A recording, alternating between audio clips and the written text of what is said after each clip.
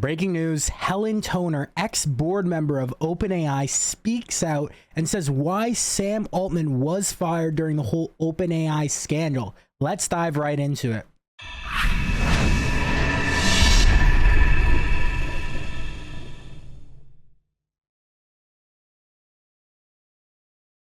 All right, guys, so this is a clip from Helen Toner, and if you're not familiar with her, she was a part of the board during the whole, well, she was just a part of OpenAI board, and she was, you know, you would hear a lot about her, you would hear her name a lot when the whole OpenAI scandal was going on, where Sam Altman got fired and then rehired again. And there was so much speculation, you know, everyone in the AI community or everyone in the world was speculating why Sam was actually fired, because we thought he was such a great, you know, or a lot of people thought he was such a great leader, a great, you know, CEO or founder. And it was so sudden, it was so abrupt. People were wondering, okay, what was going on here? And all we really heard was he was not consistently candid with the board, and we never really got an explanation of what that meant. So here's a clip of Helen Toner on the TED AI show, and she's kind of given her summary as to why Sam got fired. I'm going to play the clip here, and then I'll let you know what I think of it. For years, Sam had made it really difficult for the board to actually do that job by, you know, withholding information, misrepresenting things that were happening at the company, in some cases outright lying to the board.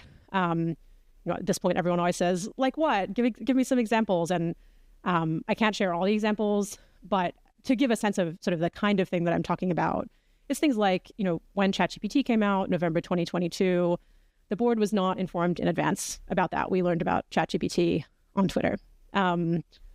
Sam didn't inform the board that he owned the OpenAI startup fund, even though he, you know, constantly was claiming to be an independent board member with no financial interest in the company.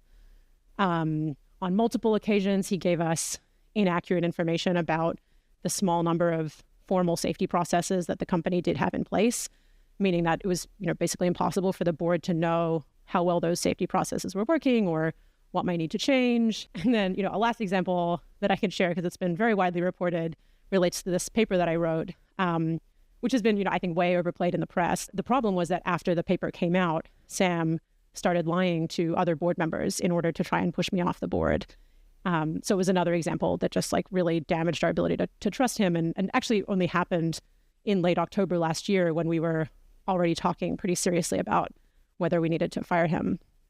And so, you know, there's more individual examples, and for any individual case, Sam could always come up with some kind of like innocuous sounding explanation of why it wasn't a big deal or misinterpreted or whatever. But the, you know, the end effect was that after years of this kind of thing, all four of us who fired him came to the conclusion that we just couldn't believe things that Sam was telling us. And that's a completely unworkable place to be in as a board, especially a board that is supposed to be providing independent oversight over the company, not just like, you know, helping the CEO to raise more money.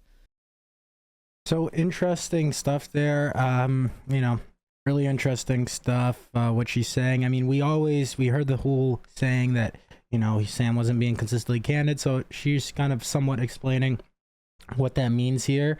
You know, a lot of speculation still was, you know, oh, did Ilya see something? Like, what, you know, is there some greater?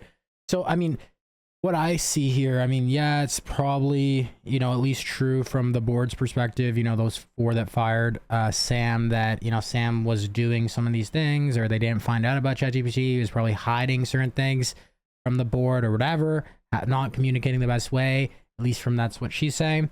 Now, was that everything that got him fired? Was there something more? Was there a tipping point? You know, we don't fully know. But yeah, this really just adds to the OpenAI drama. I mean, we've been seeing back to back, week after week. It's really still a soap opera, even after all this stuff. Like last week, a week or so ago, Ilya resigned, as well as another executive, right?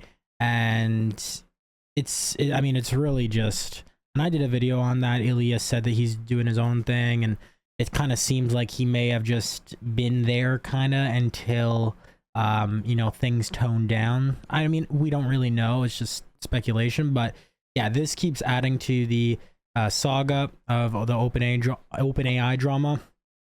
Also mentioning, she was mentioning about like the security stuff with OpenAI. Here's something that OpenAI actually has basically said recently. So OpenAI has recently begun training its new frontier model, and we anticipate the resulting systems to bring us to the next level of capabilities on our path to AGI. While we are proud to build and release models that are industry leading and both capabilities are safe and safety, we welcome a robust debate at this important moment.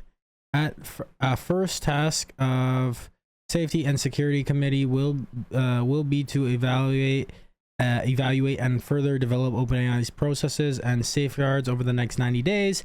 At the conclusion of the 90 days, the Safety and Security Committee will share their recommendations with the full board. Following the full board's review, OpenAI will publicly share an update on adopted recommendations in a manner that is consistent with safety and security. OpenAI technical and policy experts Alexander Maudry, head of preparedness, and etc. All these other people will also be on the committee. Additionally, OpenAI will retain and consult with other safety, security, and technical experts to support this work, including former cybersecurity officials Rob Joyce, who advises OpenAI on security, and John Carlin. All right, so they put something out basically saying, you know, they're heavily going to be, you know, working on safety and stuff, all this stuff. And yeah, it's kind of just interesting. They put this out recently. It's interesting to see, I guess, this drama and seeing it more unfold. I mean, this kind of just adds to the idea of like, hey, what's going on at OpenAI? Obviously, they're at the forefront right now with the AI revolution. Is this drama going to affect their lead in the AI race? You know, our companies, I don't know about Google, but I mean, maybe Google or maybe XAI, which just got, which is growing quickly as well. And all these other companies, like, are they going to catch up, or maybe it's open source, right? But yeah, I just want to give you guys a quick update as to what Helen Toner actually came out and said in regards of the Sam Altman firing. If you want to stay up to date with all the AI news, as well as future videos of doing a video every single day on how to implement AI into your business, into your personal life, to leverage AI, automations, workflows, make sure to subscribe, like this video, and comment down below what your thoughts are about this whole situation. Also, to join our free community, stridecommunity.com. Link for that will be in the description, so you can network with everyone, part of the community we're building, as well as get access to exclusive resources, trainings, videos, etc. Other than that, guys, I will see you in the next video. Keep hustling, keep grinding, and of course, accelerate your stride. Take care.